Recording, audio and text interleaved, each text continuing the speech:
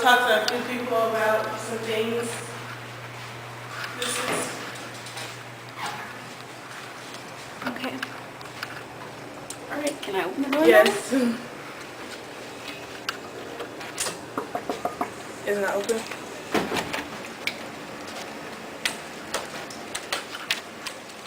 Hello.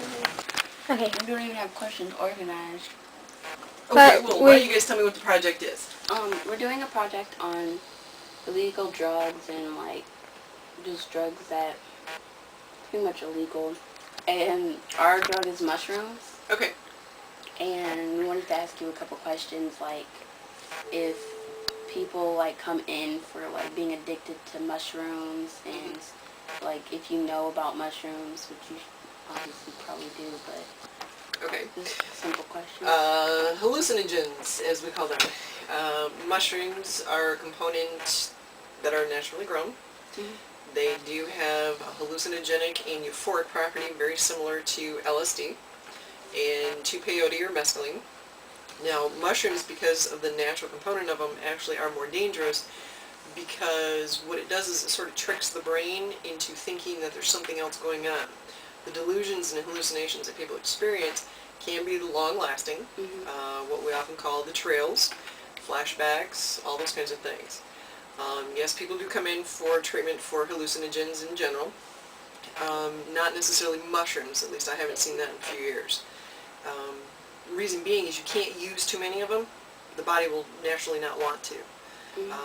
There's only so many nights you can stay up wondering if there's really somebody in your house and being paranoid before somebody's actually going to stop doing it. The more common hallucinogen that we see abused anyways is LSD, because it is a more manageable amount. Oftentimes when they take a blotter or a dot or however they're going to ingest it, they know sort of how they're going to react to it. Now, mushrooms is a typical shroom. It is usually, if you take the cap, the mushroom cap or the hood of the mushroom, it's cut up. Somebody will do halves, quarters, or eighths.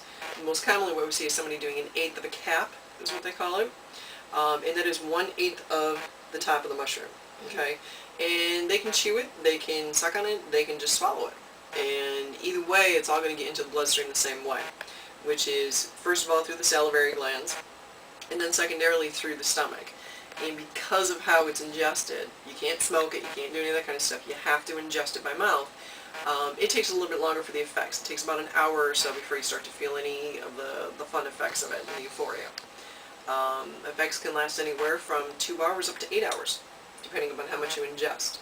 For the heavy users, it normally lasts about 8 to 10 hours. And the side effects, or the downside of it, is what we call the flashbacks. Nightmares, delusions, hallucinations, seeing things that aren't there, all those kinds of things can last for months after just one use, because it basically rewires the brain. Okay. The other ones, peyote is very similar in that fashion because it's a naturally grown cacti, and it's very common with the Native American population. It's part of their vision quest ritual. And what they do is they actually grind it, or they'll slice it, or they'll smoke it, all those kinds of things. Where mushrooms are just the cap, most often dried. You cannot smoke or drink mushrooms, because that's what we've heard common. Like some people, they smoke it and they drink it. The whole point of the mushroom and getting the toxicity out of it, in other words the high, is to keep it in its natural form the best you can. If you smoke it, you're basically burning off all the fun. If you drink it, it's not doing anything because you're actually liquefying. So you're actually reducing the potency exponentially to the point where there's really no point. So basically, the people that drink it and smoke it, because they're doing the illusion thing, Yep. they just imagine themselves. Yes. So basically, they're doing it to themselves. Correct. Well, and see, that's one of the things about hallucinogens. Whatever your mindset is going into the using of it is what you will experience while you're there.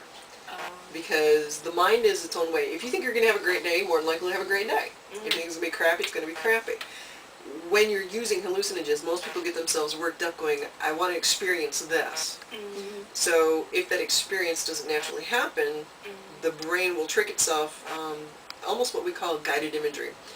Where in therapy, we can take you from one place, get you to another, just by assessing and pushing the brain to go in a certain direction, sort of like a recall.